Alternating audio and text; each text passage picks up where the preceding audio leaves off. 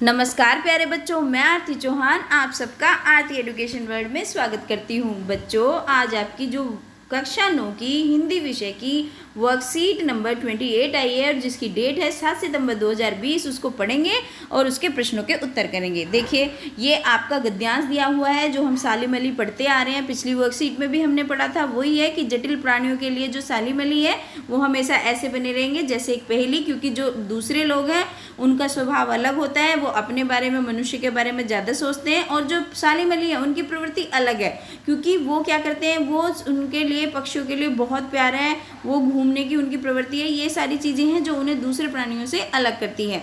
और वो क्या कहते हैं कि बचपन के दिन में जो वो एयरगन चला रहे थे, उनकी एयरगन से एक गोरैया गिर गई थी नीचे, और उसकी वजह से उन्होंने उसकी देखभाल करी। फिर उनका क्या हुआ, उनकी पक्षियों के प्रति उनका प्रेम बढ़ता चला गया और ज़िंदगी की कितनी भी ऊंचाइयों पे पहुंच गए हों वो, लेकिन एक क्षण के लिए भी, किसी भी मोमेंट, उनका कभी भी पक्षियों के लिए प्रेम घटा नहीं। और जो लॉरेंस थे, D.H. लॉरेंस, जो हमने पढ़े थे पिछली वर्कशीट में, आपने देखा होगा, उनकी तरह ही उन्होंने प्राकृतिक जिंदगी जी और जिंदगी का एक, मतलब जैसे एक रोल मॉडल बने रहते हैं, इसी तरीके से बने रहे।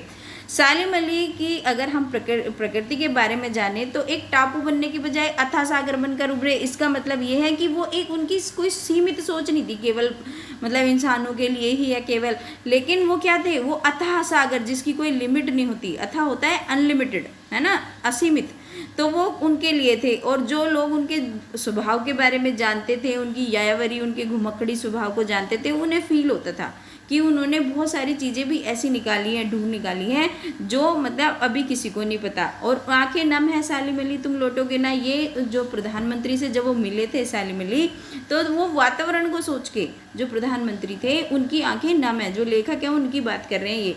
अब देख लेते हैं इसके क्वेश्चन आंसर्स फटाफट से। कैसे प्राणियों के लिए सालिम अली एक पहेली के समान थे?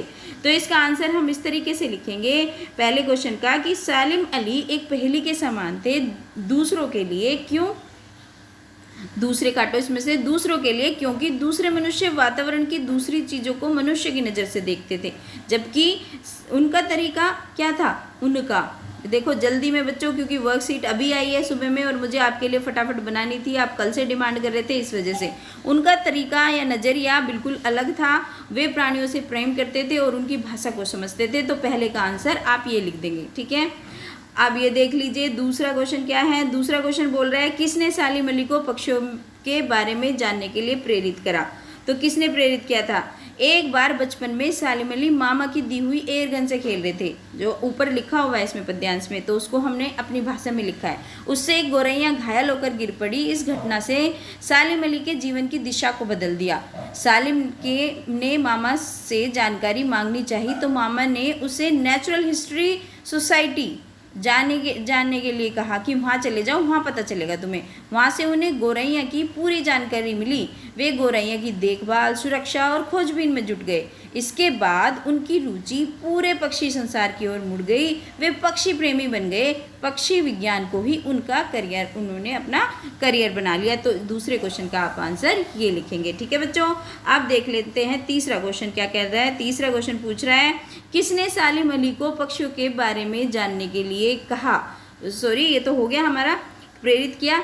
टापू बनने की बजाय अथाह सागर बनने से क्या आशय है? तो टापू बनने की बजाय अथाह सागर बनने से अली प्रकृति के खुले संसार में खोज करने के लिए निकले। उन्होंने स्वयं को किसी सीमा में कैद नहीं किया। टापू बंधन और सीमा का प्रतीक है कि एक टापू है तो उसकी लिमिट होती है, लेकिन सागर की कोई सीमा नहीं होती। तो उसी प्रकार सालिम भी जो थे, कैसे बंधन मुक्त होकर खोज करते थे, अपनी, उनकी खोज की कोई सीमा नहीं थी, उनका कार्यक्षेत्र बहुत विशाल था। तो वही इसमें ये दिया गया है। अब देख लेते हैं फोर्थ क्वेश्चन क्या पूछ रहे हैं हमसे। फोर्थ जो प्रश्न है वो है, लेखक की आंखें नम क्यों हैं?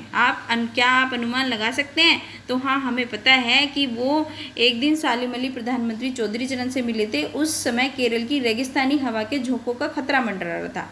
प्रधानमंत्री चौधरी चरण सिंह को वातावरण की सुरक्षा का ध्यान था। पर्यावरण से दूषित होने के खतरे बारे में सोचकर क्या हुआ, उनकी आंखें नम हो रही थी, ठीक है। ये आप इसका आंसर लिखेंगे फोर्थ का। अब देख लेते हैं जो इन्होंने वर्ड मीनिंग दिए हैं उनका क्या है। ये क्वेश्चन नंबर जो 5 है आपका, ये देखिए।